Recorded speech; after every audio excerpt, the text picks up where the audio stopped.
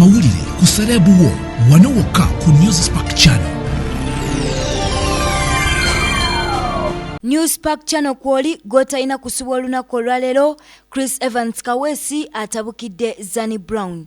Songa ate omusambi w'omupiira amaze emyaka bambi 39 mu kkoma afudde kitalo. Njagala okwanirizaako olunaku olwaleero nenkwebaza okuba nti nno otwala akaddeko okulaba amawulire gaffe era nenyongera okwebaza olw'okuba nti nno wa subscribinga ku YouTube channel yaffe eno. Kakati waliwo akade oba ka notification bell koyina okubeera nga onyigako bajja kubanga bakutegeeza buli lwe tuba tutaddeyo amawulire.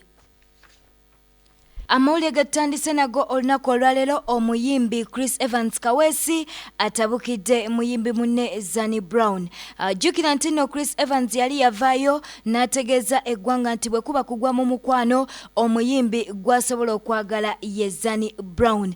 Era ono olw'okuba nti no gabadde mazaalibwa ge ffenna obwedda tulindirira obubaka okuva ewa Zanny Brown ng'ayagaliza Chris Evans amazaalibwa amalungi. Era munnange tubadde yawo nga Zanny Brown ataddeyo obubaka naye obubaka bwe bubadde bwe buti happy birthday darling brother. Olwono ng'agamba Chris Evans kinono kinyiziza Chris Evans era n'atekinga screenshot najja ku mutimbagano n'abanga ateeka ku page ye kusa n'ebigambo ebisongovu ng'abyogerera Zanny Brown ng'agamba nti naye Zanny Brown oba nkuswaza mbuulira, why don't you come and tell the public what exactly is between us? Honestly nkoye tonforcinga kuba nti nno ndeeta emboozi zaffe zetwogera ku mutimbagano. Era n'asembyayo ng'agamba anyway ndi wano ku Tavern Woods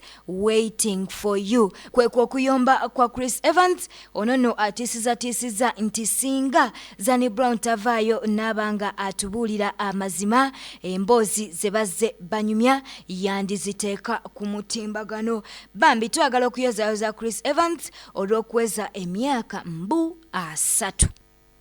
Mu mawulire amalala getufunano ku Newspark Channel bambi omusambi w'omupiira amaze emyaka 39 mu kkoma afudde kitalo. Ono nno yaliko omusambi wa Bufalansa era nga abagoberera ebyemizannyo. Ono abadde ayitibwa Pierre Adams ng'aweereza ddala emyaka 73 afudde oluvannyuma lw'emyaka 39 gy'amaze mu kkoma.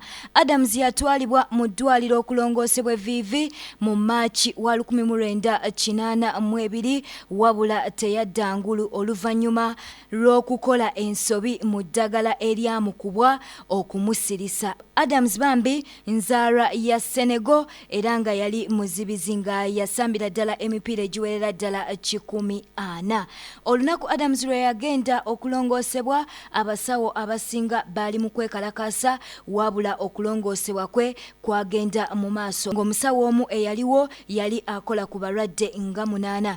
Adams yasigala alondoolwa omusawo eyali akyasoma era ono ye yavaayo n'ategeeza nti yali yakwasibwa omulimu ogwali omunene gyali.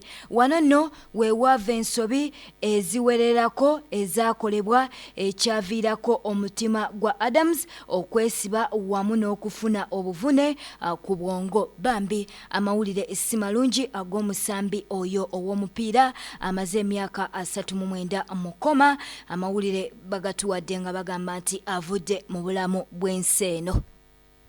Mu mawulire amalala omwogezi wa Uganda Police Force Afudde Nanga avuddeyo n'ategeeza mu lukiiko lw'abannamawulire olunaku olwaleero ng'ababaka ba National Unity Platform okuli Muhammad Segirinya aka Mr. Updates wamu ne Alan Sewanyana bwe balumirizibwa abamu ku bakwate nti abaategeka ettemu eribadde e Masaka ng'enkiiko bazituuzanga mu Ndeeba. Enanga agambye nti abamu ku bakwate balumiriza ababaka bano nti babasuubiza okubawa ebyobugagga nti era kyekyabayisizza banyonyole.